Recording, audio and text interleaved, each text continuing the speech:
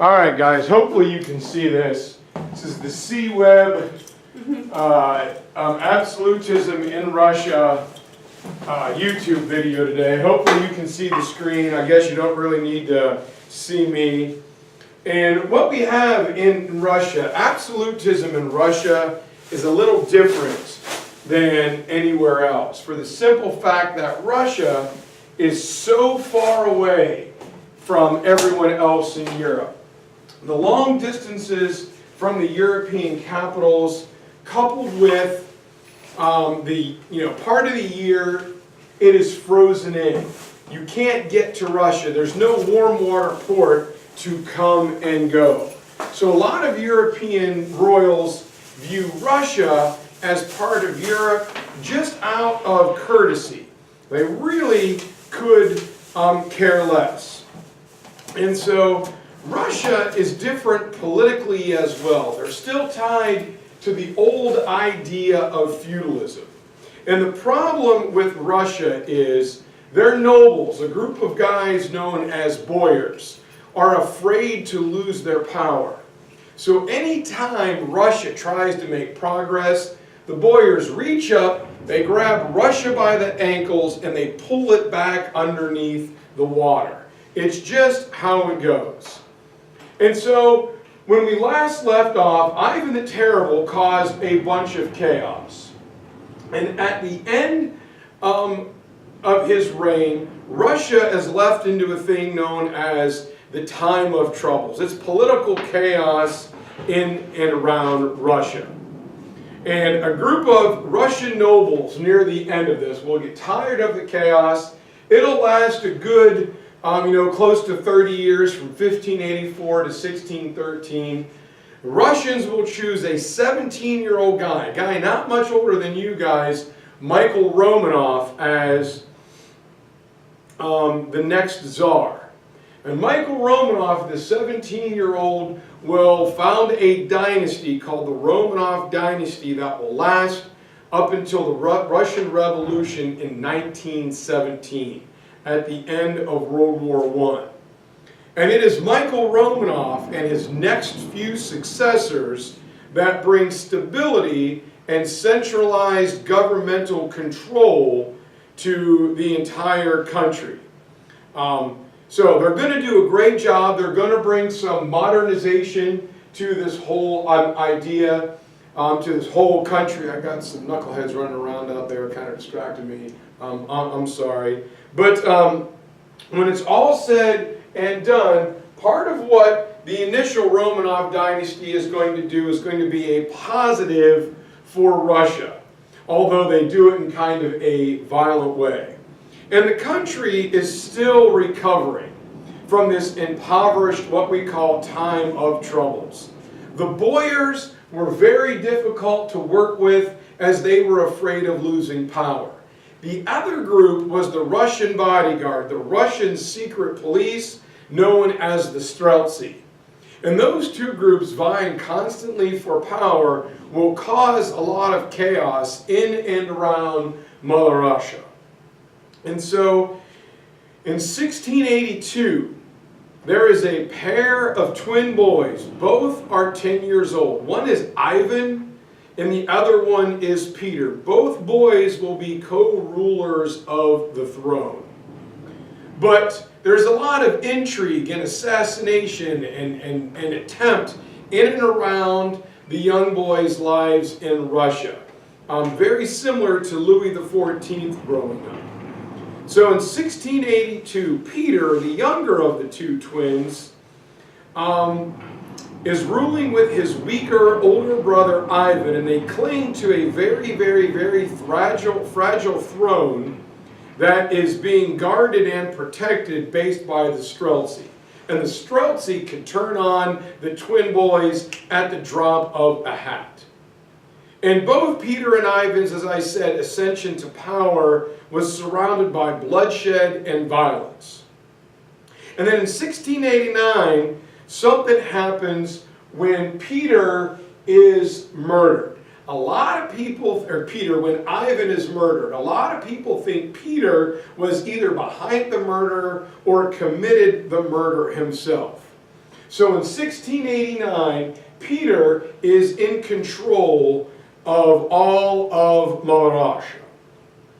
And so, as he takes the throne, Peter will exile his older sister Sophia. He will kick her out of the capital. And Peter was convinced that the bloodshed and the jealousy of his coming to power, that the Tsar, the protection of the Russian Tsar or king, and Tsar can be T-S-A-R or C-Z-A-R, whichever one you want, they are both correct. Tsar simply means Caesar. It's a hearkening back to the age-old days of the Caesars. Anyway, Peter is convinced that the jealousy of the boyars and the instability caused by the Streltsy, the king must be made to kept safe. So in order to do that, the king must build a massive, massive army. Only a strong army can forever keep the Tsar safe. And Peter was convinced that the answers to building his powerful army could only be found within the resources and the technology of Western Europe. Peter was bound and determined to go and copy what they had done. The Holy Roman Empire and England and France were way ahead technologically. So Peter needs to find out what they were going to do. So in 1697, he decides he's going to visit and he's going to go in disguise. The problem with Peter is he's literally like 6'10". He's a giant. And so, plus he has Roshinix. He is very tall, and so he sticks out in the crowd. If you walked in here right now at 6'10", you would stand out. People would say, man, who is this guy? Or take a good look at him. But Peter studies in the shipyards of Western Europe, the manufacturing facilities, and he looks at the military hardware. And again, much like Louis, I think Peter, if you tested him, would register on the Mensa scale as being a genius. Peter was a smart guy, much like Louis. And he even earns the title of a master boatwright, a master boat builder in England. But his massive size gives him away. And so he's given permission to talk with the powerful nobles and monarchs of Europe. They want to extend that courtesy. You know, we're going to be monarch to monarch here. However, Peter was from Russia, and he didn't understand the proper French etiquette. The etiquette created by Louis XIV is now vogue in all of Europe. So they sit down at little hoity-toity dinners, and it's kind of like tapas. You get a bunch of small plates, you know, course after course after course, and you got to use a different fork or a different spoon like you guys at Cotillion. And Peter is like, if you remember the old Disney Beauty and the Beast, when Belle and the Beast are sitting down to have soup, everyone else is like, and Peter is like, why sip it? I'll just grab the bowl and he drinks it all, and it spills all over him. It's in his beard, it's in his mustache, it's in his hair. He looks like Griffin after he eats one of his nutrition bars. Over here. He's got the stuff all over him. And people are like, oh my God, who is this guy? He's kind of like a barbarian. Oh my God, he's just not one of us. For Alyssa, she'll get this. Peter is like crazy cousin Eddie coming to dinner at Clark Griswold's house. He's just uncouth. He's barbaric. He doesn't make any sense whatsoever. And so the European nobles are like, oh God, get him out of here. Shoo, shoo, shoo. Get him away. But while Peter is there, he talks with a series of Western European engineers. And he says, hey, can you guys come help me make my factories more efficient? My coal mines more efficient? My production facilities more efficient? And Peter was convinced that it's only through war can Russia become a great power. Russia must prove to Europe that it is a formidable fighting force to be dealt with. And so Peter returns from Russia with his engineers, and he goes and says, okay guys, where do you think it'd be a good idea to dig a coal mine or an iron ore manufacturing facility? And they're like, what do you mean, where would be a good idea to dig one? You asked us to come help you make them more efficient. He's like, yeah, more efficient, like actually having one. And they're like, no. You described it as if you already had these facilities. We're not here to build them for you. We're here to help you make them more efficient. And Peter's like, well, no, like where would a good coal mine go? Where should I build my iron ore smelting plant? Where should I build my production facility? And many of the engineers said, oh, the heck with it. You sold us a damaged bill of goods. You brought us over here to help you, not build this stuff from scratch. And so Peter realizes, here comes his absolutism, that he has to do everything himself. And he figures out, here's Peter here, kind of a handsome guy wearing his little French musketeer outfit. Peter realizes that he's got four main problems to deal with.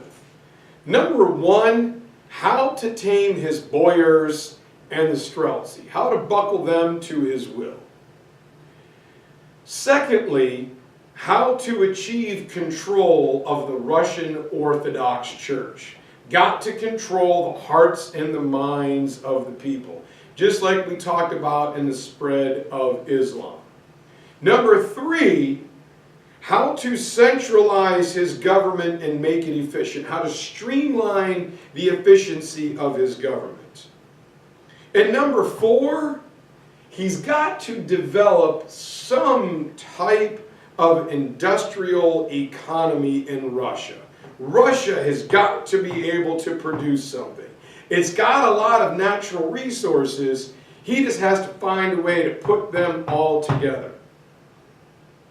And Peter said, the only way I know how to get this done is through the same methods I used to secure me the throne, and that is ruthless and total violence. People were going to do this or else. And as Peter grows in strength as a monarch, it allows him to divert Russia's resources to building that massive army. The army that's going to be loyal directly to him. With his military behind him, Peter no longer needs the boyars, the nobles. He can even scare the Streltsy. He will cut off the power, the knees of power of any group that opposes him. Plus, he will get an economy with material to export. He can make money. With this money, he can finance a bigger army to fight his wars. He was convinced only through military conquest can he gain respectability in Europe. The European monarchs will have to respect me then. So problem number one, how to tame the nobles and the Streltsy. Upon his return from Europe, Peter has a big meeting with the boyars. He invites them to his palace, and they come into a long room. And the boyars were known by having two very easy recognized symbols. One was a very long beard that kind of tapered and had little Christmas ornaments, little like bulbs and jewels in it, kind of like Albus Dumbledore's beard in the Harry Potter movies. That's one. The second thing, they had these very long, like bell-bottom shirt sleeves, and they were very highly decorative and colorful, and it had a big cuff because when it's cold out, you pull your hand inside your shirt sleeve to keep it warm.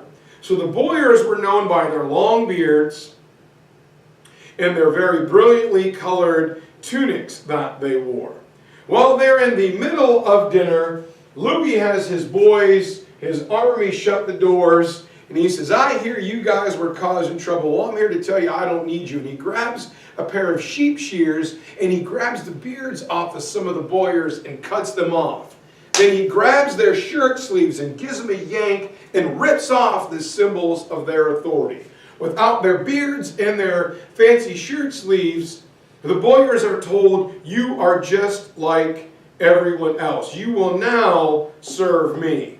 I have removed your long-standing symbols of power. Now, he then in 1722 will institute a policy known as the Table of Ranks.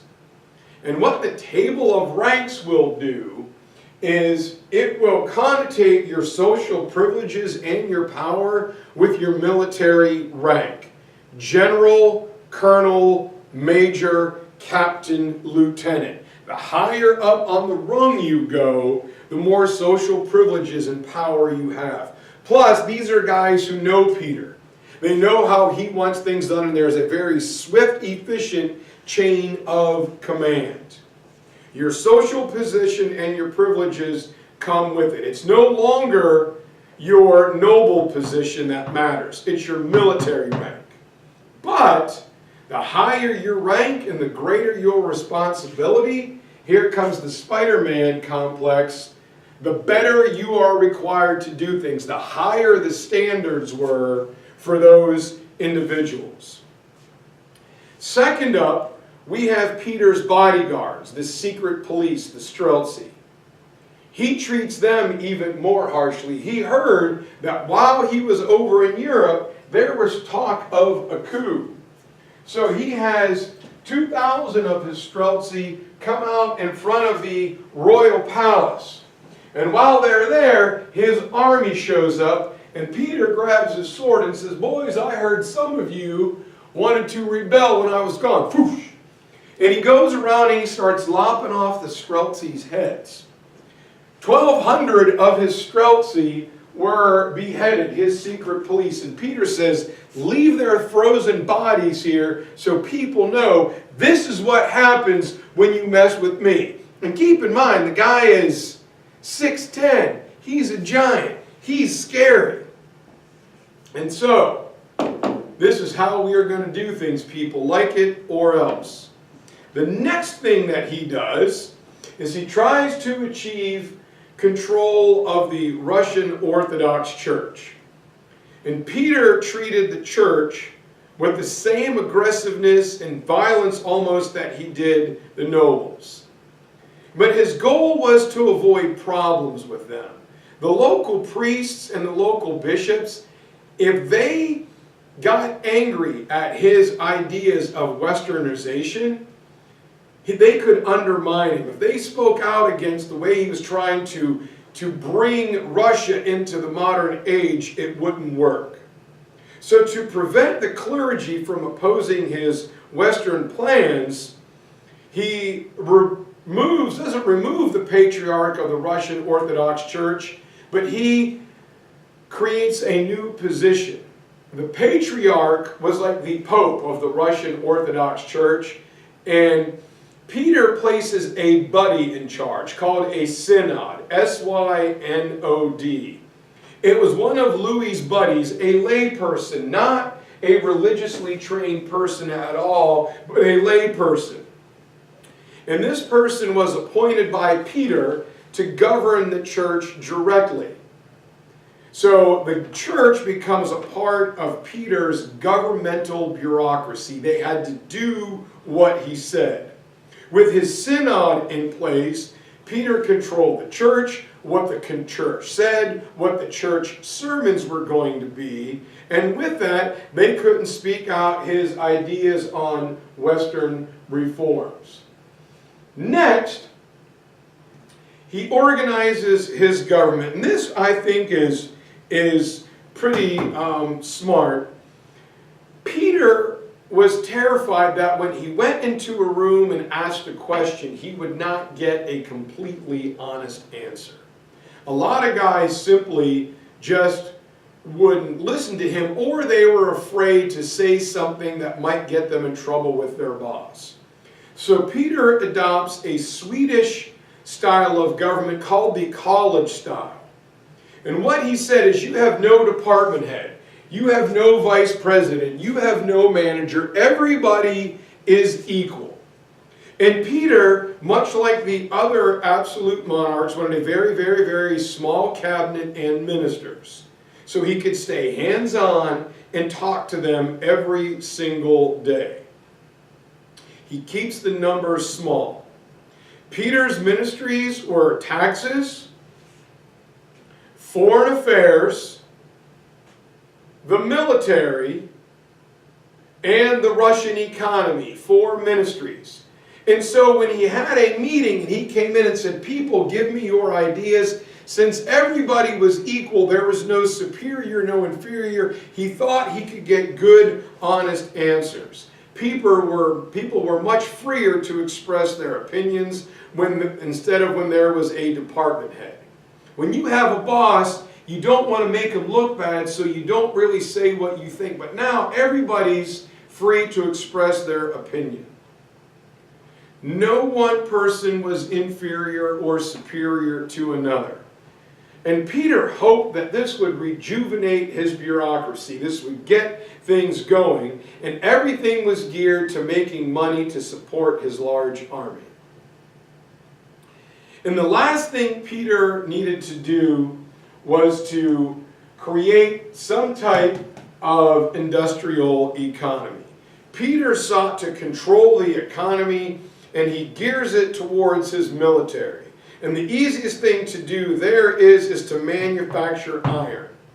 The iron industry was closely related to what the military needed: machinery, weapons, implements of war. And Russia in the Ural Mountains has a lot of iron ore and a lot of coal deposits. So man, we are going to make iron. By 1750, Russia was the largest iron producer in Europe. And Peter was able to send Russians, like the old Japanese used to do, abroad to learn organizational and technical skills to bring back and make the Russian iron industry more efficient. Because Peter at first had to do everything himself. And he said, guys, okay, we're going to build a coal mine right here. So here's where you're going to open the mine, you're going to support it with timbers, you're going to put some railroad ties in there, track in there, so we can pull the coal out. Okay, you guys get started. Okay, guys, here's iron ore. We're going to do the same thing with that. You're going to bring it over here to the smelting facility. You're going to melt the iron out of the ore. You're going to heat the blast furnaces with coal. Okay, let me go check on the coal mines. And Peter gets back and the miners are there and they've got the opening opened and they've got wood. He's like, well, what are you guys, what are you doing? Well, we're waiting for you to tell us. Well, go in there and mine the coal. Well, how do we do that? Do we go straight? Do we go right tunnel? Do we go left tunnel? He's like, find the coal and start digging. My God, do I need to do everything myself? And that's exactly what happened. When Peter wasn't there standing over the coal miners, the iron ore miners, or the smelting plants, nobody knew what to do. And Peter's got to do everything himself, so he sends those young men abroad to make his government more efficient. But alas, Peter is going to make many mistakes, and that is where I will pick up and see you guys on Monday. All right, hopefully you enjoyed this, guys. Be good for Webb, and I'll see you Monday.